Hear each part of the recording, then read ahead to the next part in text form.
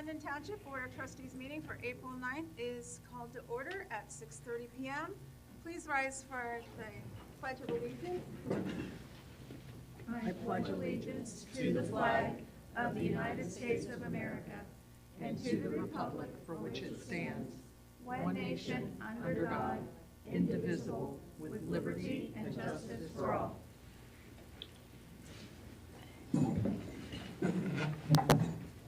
Welcome, everyone. Roll call, please. Heigl? Present. Present. Present. Okay, and Pat, do we have any public comment? Yes. So first of all, let me go through the guidelines. Public comment is for a period not to exceed 30 minutes per meeting. Residents or guests wishing to speak are required to sign in on the sign-in sheet provided. Each person that has indicated they'd like to speak will be given 3 minutes to express their compliment or concern. Each person will be called to the podium in order on the sign-in sheet. Yielding of time to another person is not permitted. Respectful communication is expected by all people involved in trustee meetings. If the person is not able to comment during the 30-minute time limit, they will be asked to email their compliment or concern to myself, Pat Myers, the administrator, at pmyers@londonpwp.org. We do have one person, and Alice Fuller. I'm sorry, Alice, I didn't say that right enough. Thank you.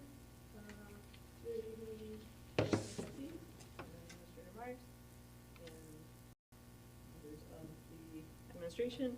My name is Alice Fuller. I live at 7250 Covage Road, and I wanted to address the proposed draft of the Natural Managed Landscape Ordinance that I had a chance to review. And I sent over a slide deck that please feel free to share that with the minutes.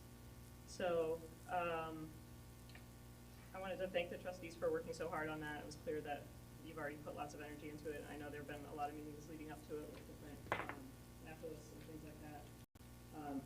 As I understood it, the main value and purpose for having a managed natural landscape ordinance was to encourage native plantings without causing a nuisance to neighbors.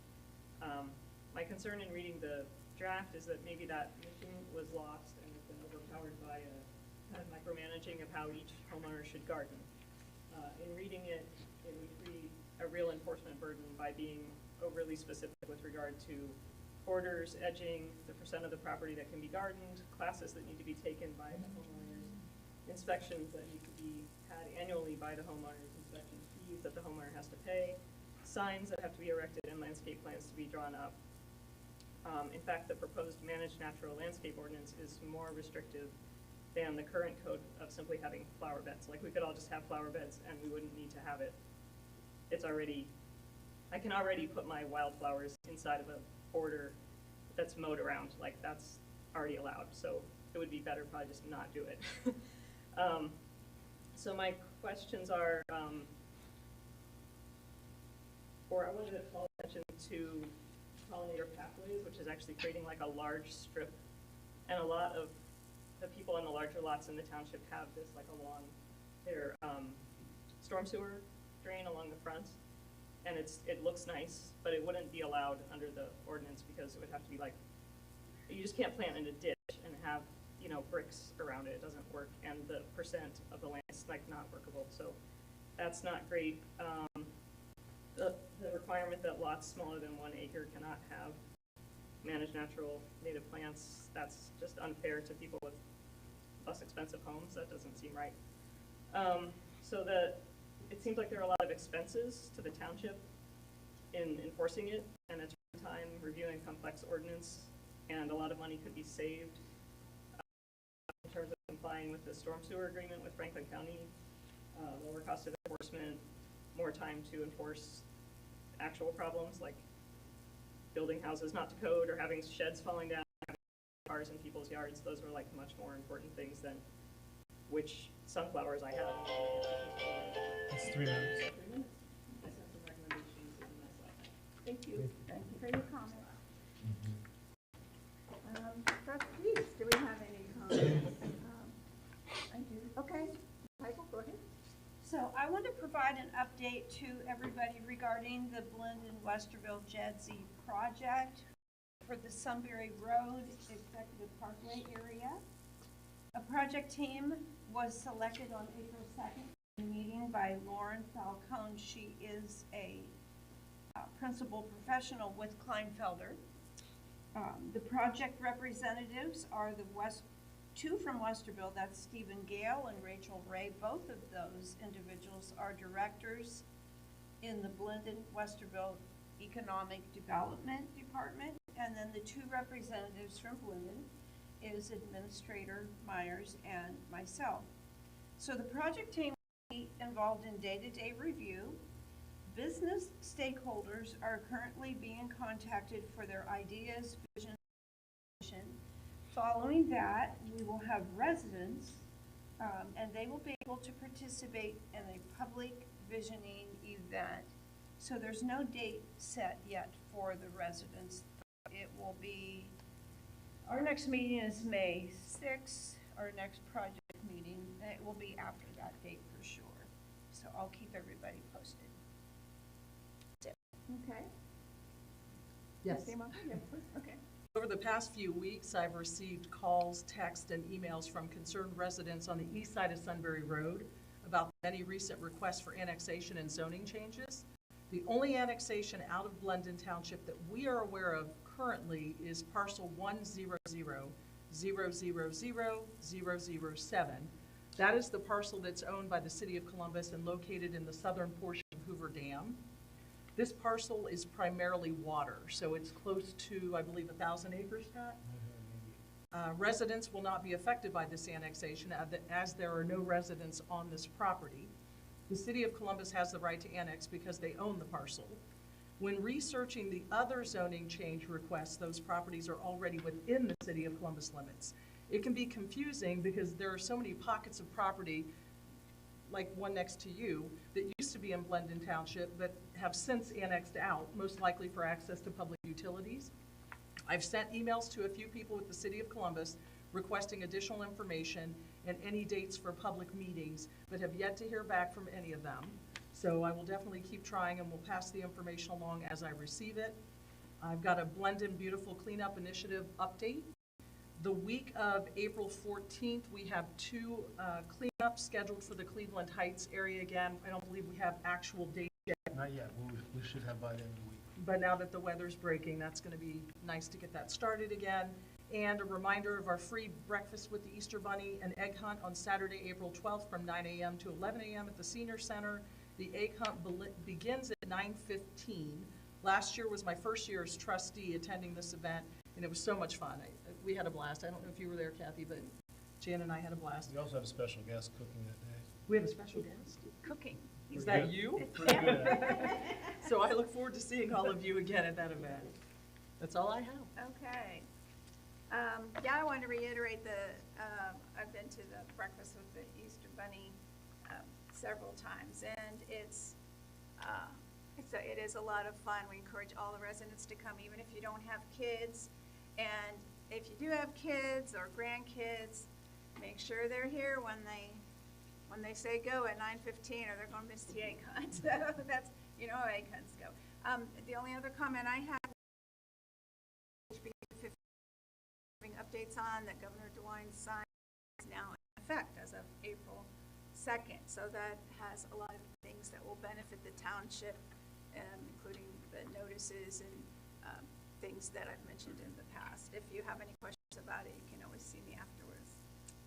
Okay, let's move on to the fiscal officer report. Ms. Burry? Has everybody had an opportunity to review the recent meeting minutes from 3/26/25? Yes. I have a motion to approve them. Yeah, I will move to approve the trustee meeting minutes from 3/26/25. I'll second. Any discussion?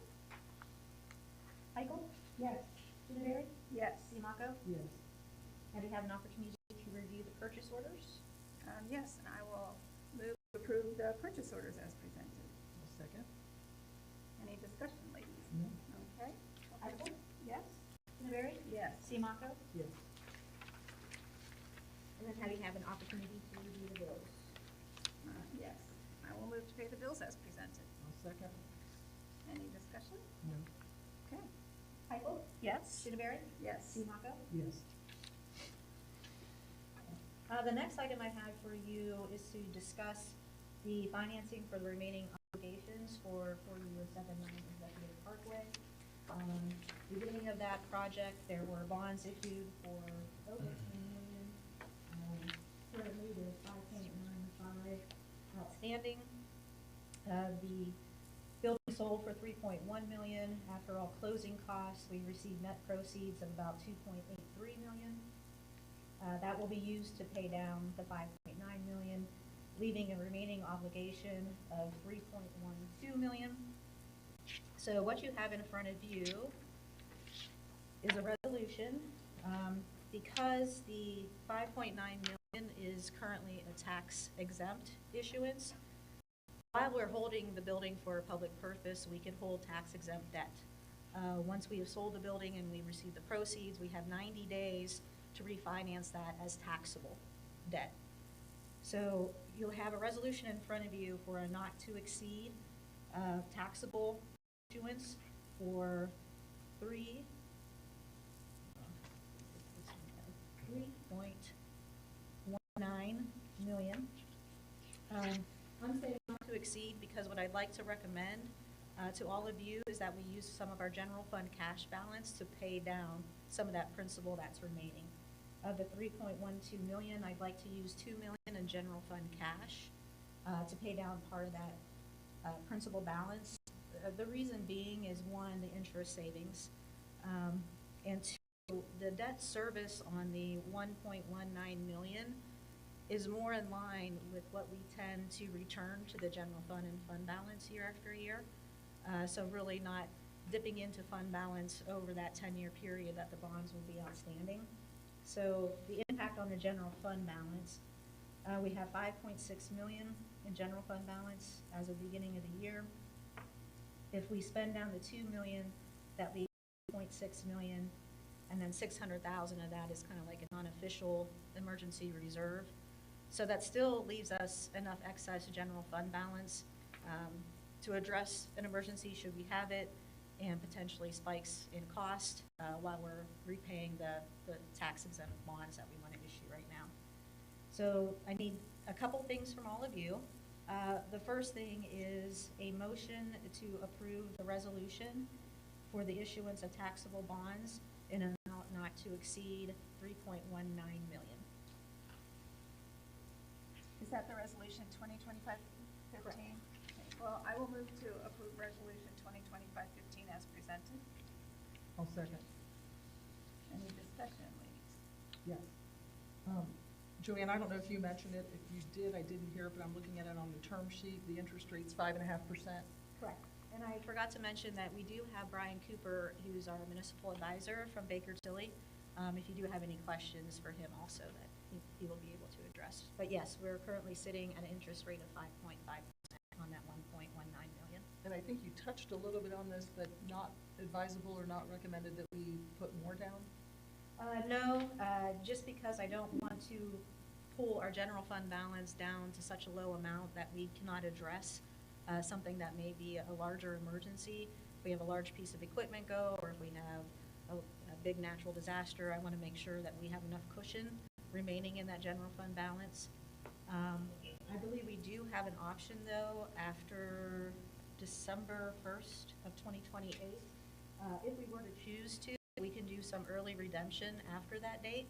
So if we get to 2028 and we're actually doing better in our general fund balance than we anticipated, and we do have some additional resources to put down, we can do it at that time to pay it off earlier than the original 10-year. The prepayment is on in 12/1/28 or any time thereafter. Okay. It is in whole, not in part. So So you it's have, in hold? Okay. you have to pay the whole That was a thing. question I would have had. Okay, that's the part I missed on the. Yeah, we asked for whole or in part, but it makes the loan more difficult for Huntington to provide. Okay. So it's a decline. So it would be a redemption at But that any time. time after that date? Any date after, on or after 12/1. Okay. even something you can plan for, you know? Exactly. So that's 3 years away. If you wanted to say, hey, our goal is we want to have this paid off by then, you just save a little extra every year, and then when that date comes, you can pay it off. If it takes a little longer, 5 years or more, you still have that flexibility.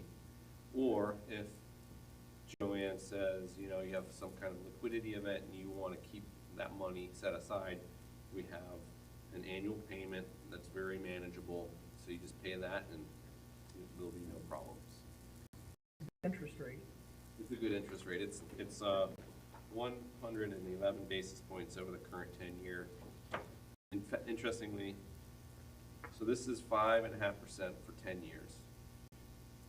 We did the 3-year note a few years ago in 2023. That rate was 5.2% for 3 years. So we're going much longer. We're doing a taxable issue. We're actually giving them less security because this is not a general obligation of the township. It's a limited special obligation. It's comparatively, if you ask me, it's a good rate. That's all I have. Any other discussion? Call for the vote? Eichel? Yes. Shineberry? Yes. Simonaco? Yes.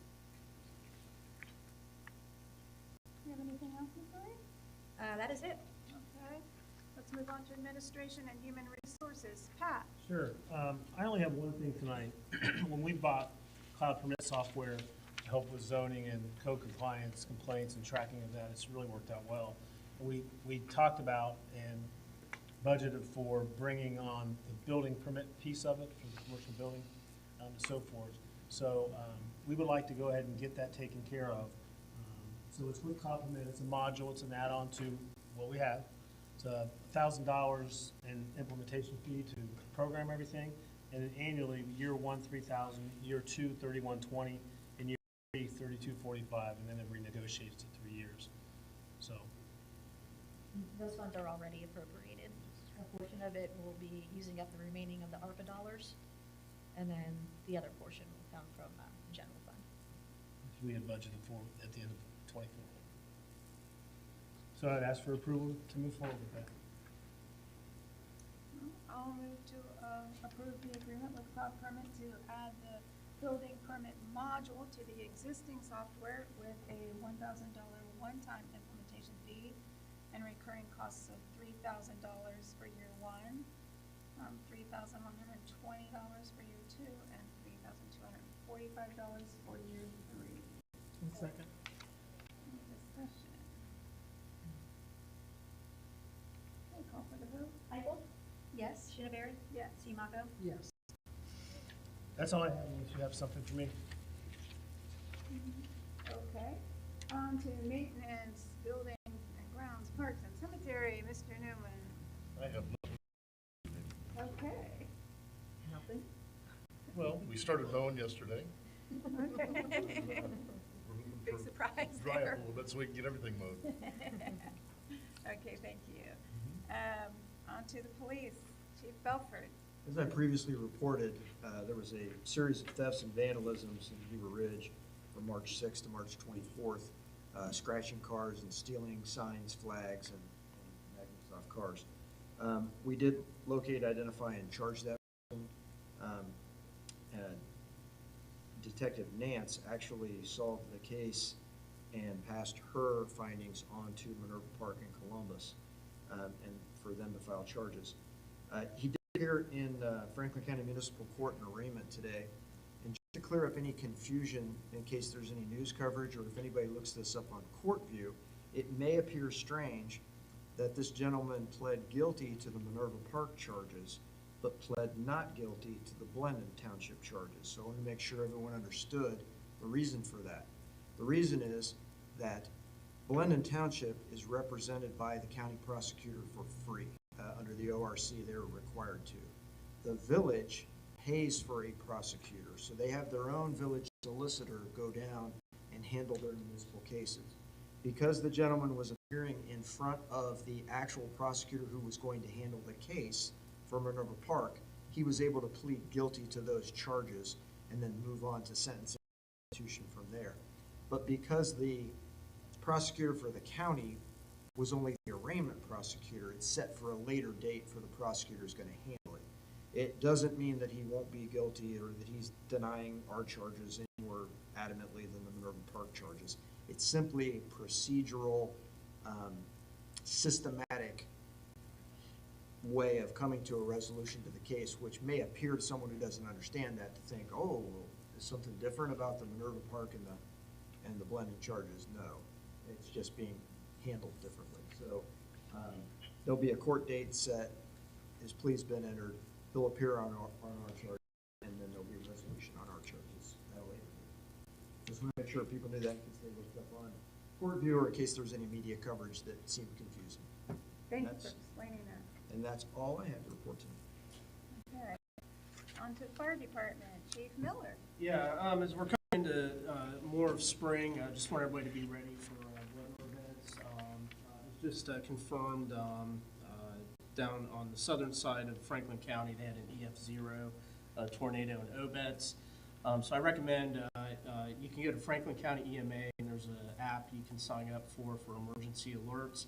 And also, I'd recommend you have a NOAA weather radio that will actually go off and notify you when a storm's coming through, especially in the middle of the night, when you're not awake. That's a good thing to have. And then also identifying a place in your home to go if there is a tornado. So they always recommend basement if you have one. If you do not, go into a center part of the structure where there are no windows. Yeah, the weather's been a little dicey. We've had a couple storms. I usually stay up for those when they come through and just monitor everything to make sure our communities are safe. The more you can do to be prepared for it, it helps everybody else out. So that's all I got this evening. I have a question for you. I heard over the years that if you have a basement, the northeast corner, is there anything to that? Yeah, I think that is what they recommend. I'd have to get back to you on that, but right now, if you can just get into a basement, and then, like I said, other parts of the home, like bathrooms. I've read some survival stories where people actually went into like the bathtub and put a mattress over the top of them. But yeah, just get into an area that would be the safest in your home. So, and, a lot of times too, you got to kind of watch the storms and where they're coming from. A lot of them seem to generate out.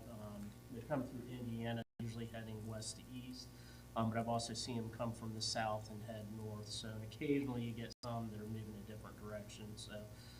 So a lot of it's just based on which way the storm's coming. So. Thanks. Does anyone have any other announcements?